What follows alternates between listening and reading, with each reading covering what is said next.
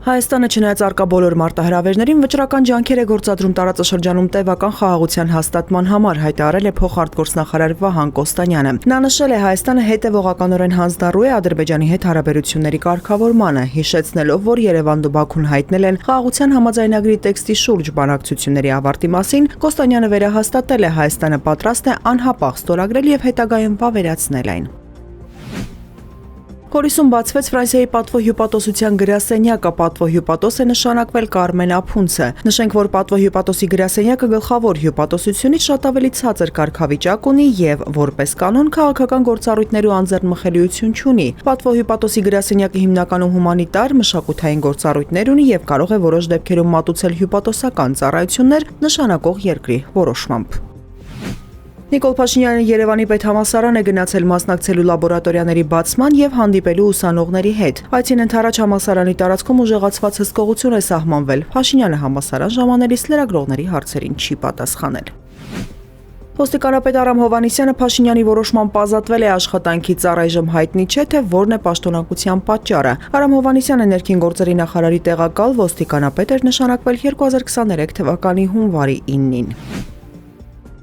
Ազգային ժողովի նախագահի պահուստային ֆոնդը կազմում է տարեկան ոչ ավելի քան 50 միլիոն դրամ։ Ֆակտոր TV-ի հարցմանի պատասխան խորհրդարանից հայտնել են, որ 2025 թվականի ընթացքում Սիմոնյանի հայեցողությամբ պահուստային ֆոնդից գումարներ են հատկացվել առողջապահական, կրթական եւ սոցիալական ուղղություններով։ Ազգային ժողովի աշխատակազմը սակայն մանրամասն հաշվետվություն չի տրամադրում ծախսված գումարների վերաբերյալ, չնայած թափանցիկության մասին Ալեն Սիմոնյանի հայտարարություններին։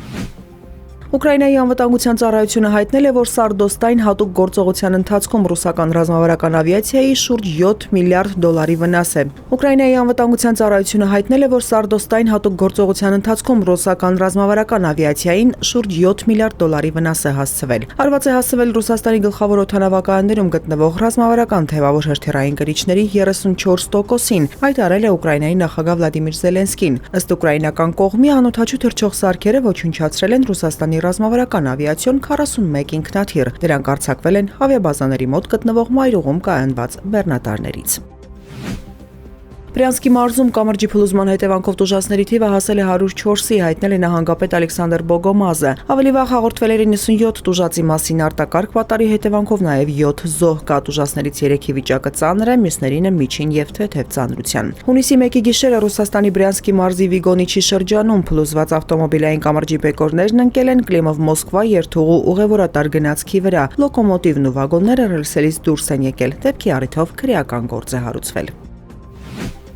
Գազայի հատվածում 24 ժամվա ընթացքում օգնության կենտրոնների մերձակայքում իսրայելական ռմբակոծությունների հետևանքով զոհվել է 35 պաղեստինցի։ Հունիսի 2-ի լուսաբացից ի վեր զոհվել է եւս 5 պաղեստինցի։ Տեղի շտապ օգնության ծառայության տնօրենի խոսքով օգնության կենտրոնները Գազայի ժողովրդի համար դարձել են մահվան թակարդներ։ Նա նաև նշել է, որ իսրայելական ուժերը ոչնչացրել են Գազայի հատվածի շտապ օգնության համակարգի շուրջ 80%-ը։